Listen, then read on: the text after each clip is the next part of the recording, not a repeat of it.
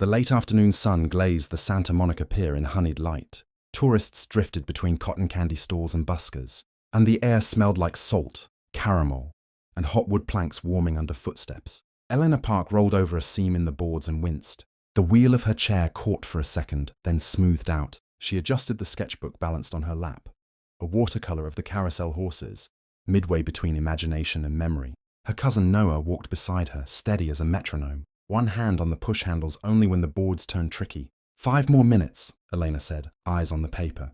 The sky's about to turn ridiculous. It's already ridiculous, Noah grinned, nodding at the sunset, peach, bruised purple, a smear of copper melting into the water. They slowed near the rail to watch a pelican cruise the break, wings slicing air as easily as a skater cuts glass. That was when the laughter came. Sharp, mean, too loud for a place full of music. 3 teenage boys fanned out like gulls eyeing a dropped sandwich. One wore a ball cap turned backward. Another had a skateboard under his arm. And the tallest carried himself like he'd never been told no. "Hey, you're blocking the view," the tall one jeered. "Chairs don't have right of way." Noah stepped between them and Elena. "We'll move in a second." Ballcap knocked his knuckles against Elena's wheel. Man, this thing got 4-wheel drive. Skateboard smirked and nudged the footrest with the tail of his board, just enough to jolt. Elena's brush flashed a crescent of blue across her page. She shut the sketchbook and held it tight. "Back off," Noah said, voice low. "Or what?"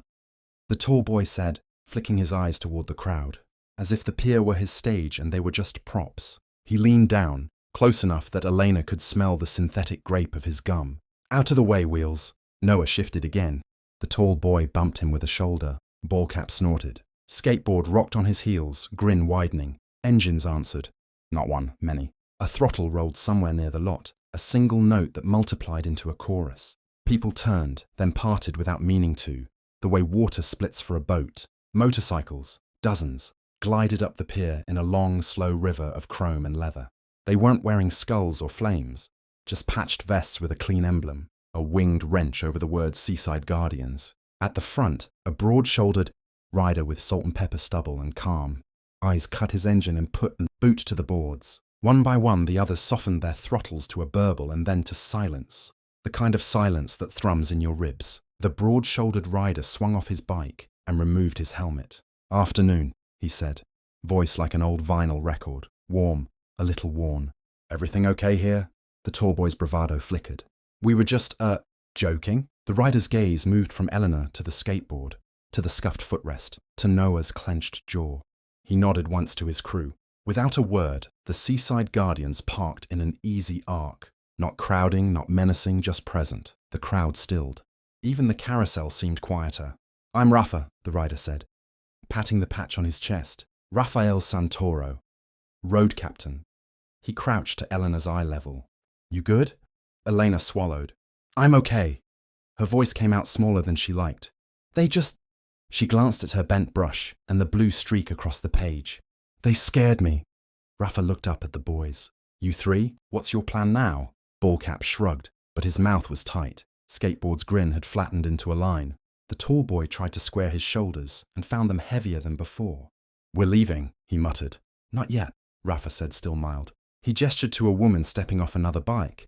A rider with a neat braid, mirrored sunglasses hooked on her vest. Lucy Patches Morales, medic. She knelt too. "Any pain?" Lucy asked Elena. "Ankles, knees."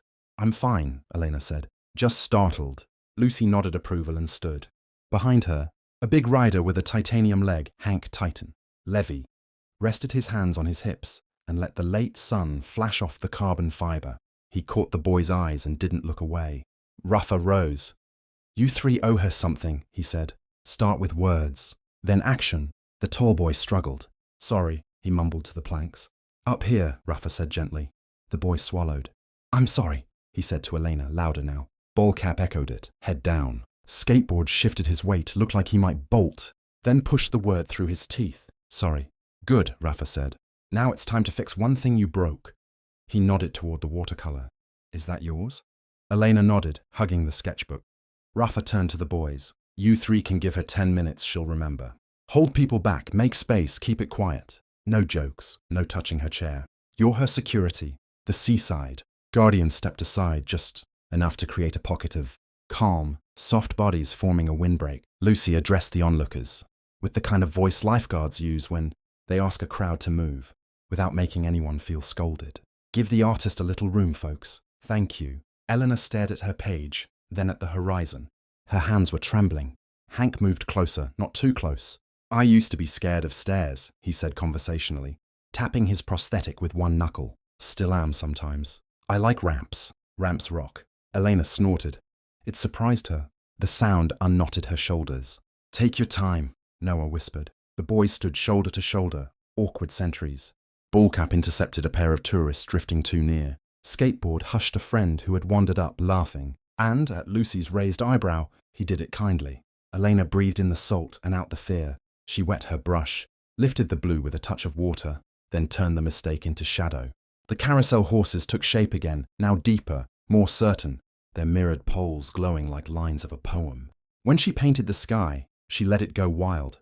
10 minutes later, she set the brush down. The page shone. Rafa leaned in. That's something, he said, reverent.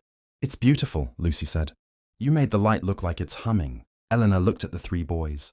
Their eyes had settled. They looked like kids again, standing there with the knowledge that this moment had shifted something. Rafa faced them. Here's the last thing, he said. You're going to walk with pier security to the office and tell them, in your own words, what happened. Then you'll ask how you can help for the next hour. Trash, directions, lost and found, whatever they say, if you don't like that plan. The other option is calling your parents from my phone right now so we can all discuss alternatives. They glanced at each other.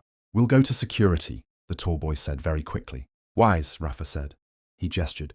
And one of the guardians peeled off to accompany them, more witness than escort. The engine chorus started again, gentle as a purr. Rafa turned to Elena. We do a charity ride down the coast on Sundays. We bring art supplies to a youth center in Venice. He paused. Want in sometime? We've got a sidecar that loves sunsets. Elena felt something lift in her chest. Not the chair, not the pier. The space inside her where fear had been sitting like stone. I'd like that, she said. Rafa unclipped a small cloth patch from his vest, a white-winged wrench with a gold border. No letters, and pressed it into her palm. For your bag, he said, means you've got people. Noah exhaled for what seemed like the first time in an hour. Thank you, he told them all. And the words came out like prayer. The Seaside Guardians remounted, one by one. Engines rolled over like thunder from far out at sea. Rafa settled his helmet and glanced down at Elena. Keep painting the light, he said. I will, she answered. The bikes pulled away in a ribbon of chrome, the crowd parting and then folding close behind them, murmurs swelling back to music. Elena watched until the last tail light blurred into the glow of the pier. She looked at the patch in her hand, then at her sketch. The sky she'd painted had more color in it than the sky above, and somehow both felt true. Ready? Noah asked, hands on the push handles. Give me a second, Elena said, lifting her brush for just one more line. She added a tiny winged wrench on the carousel's corner horse, so small you could miss it unless you were looking for it. Then she smiled, and the whole boardwalk seemed to breathe out with her.